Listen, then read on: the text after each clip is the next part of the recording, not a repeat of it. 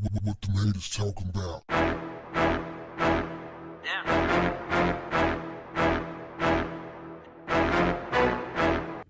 What's up, family? DMX went on Talib Kweli's podcast, The People's Party, and opened up about his addiction.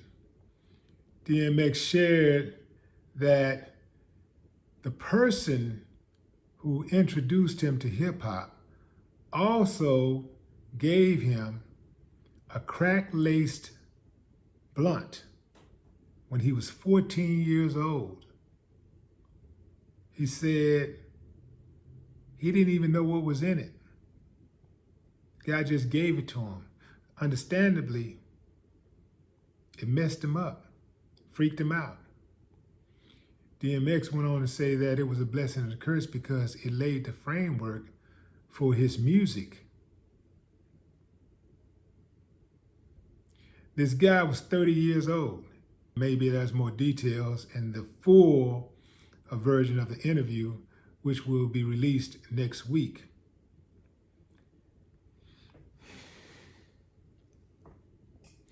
Fam, first thing come to my mind is, why in the hell is a 30-year-old hanging out with a 14-year-old? That's first.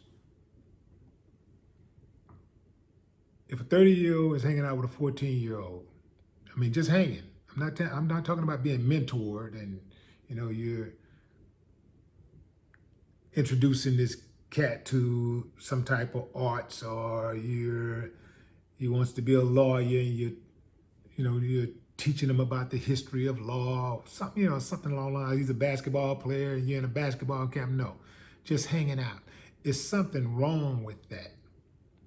I would give that a side eye. But let's move past that. There's so many low-down, dirty-ass people in this world that have done that same exact thing. A lot of times they do it because they think it's funny. They want to see your reaction. They want to see you freak out. They want to see how low you can go, how weak you can be. And then you have those who do the exact same thing, but they want to know how weak you are, how weak you can be, so that they can exploit that weakness. Sometimes you have dudes who would turn a girl out, get her hooked on some type of substance, and that's how he controls her. You see? This is what happened with, what's her name? Nat King Cole's daughter, Natalie Cole. She shared that story. She said, dude turned out. In fact, I actually know a guy who knew the guy that turned her out, had out there real bad. We're talking about Natalie Cole, and she got on that stuff and couldn't shake it. Had Natalie Cole out there like just a regular old crackhead, doing what crackheads do. Had out there bad.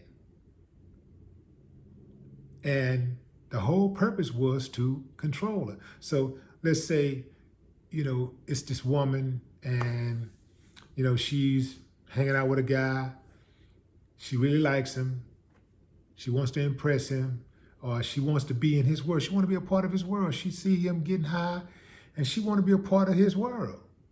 So she tried, or he tried to give it to her, encourage her to take it. And then bam. Sometimes they can hit it and quit it, but most of the times, once they hit it, they're stuck with it.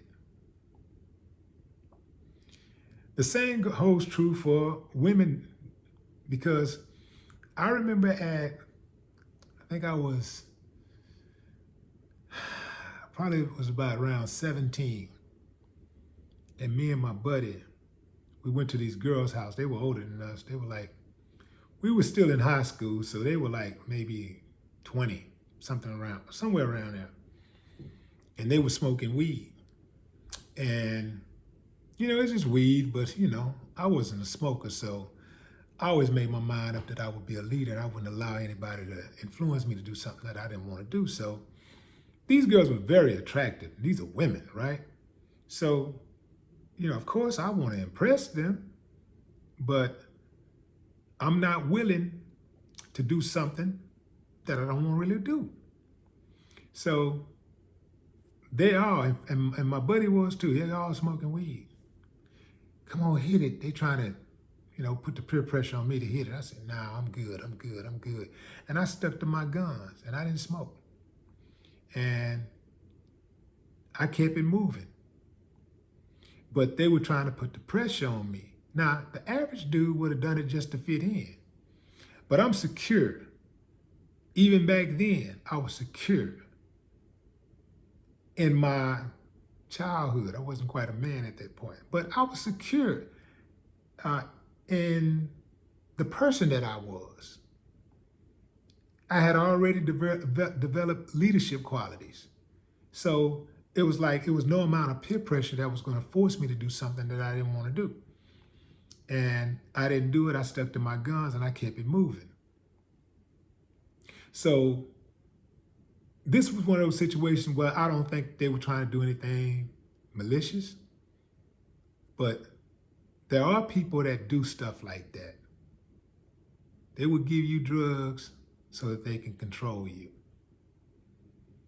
I don't know what the extent of DMX's relationship was with this guy, but whoever he was foul. That's cold-blooded. People do this type of stuff all the time. Lace your drink. They'll lace your drink. They'll lace your joint or whatever it is that you're trying to get off on. They'll lace it just to see your reaction. And then others, like I say, they'll do it to control you. So this is why you can't drink with everybody. You can't smoke with everybody. You can't kick it with everybody because everybody don't mean well. I'm still pulling for DMX. DMX, one of the greatest to ever do it. He one of the greatest, easily one of the greatest. Passionate about what he does, and his music has substance, which is the first thing that I check for. He got the substance, he got the cadence, he got the beats. DMX a bad boy. I hope he make a complete recovery and that he get everything that he deserves. Because, man, the dude been through a lot. Also, anybody out there within the sound of my voice, if you got that addiction monkey on your back, I hope you shake it. No more talk. What the haters talking about? Yeah.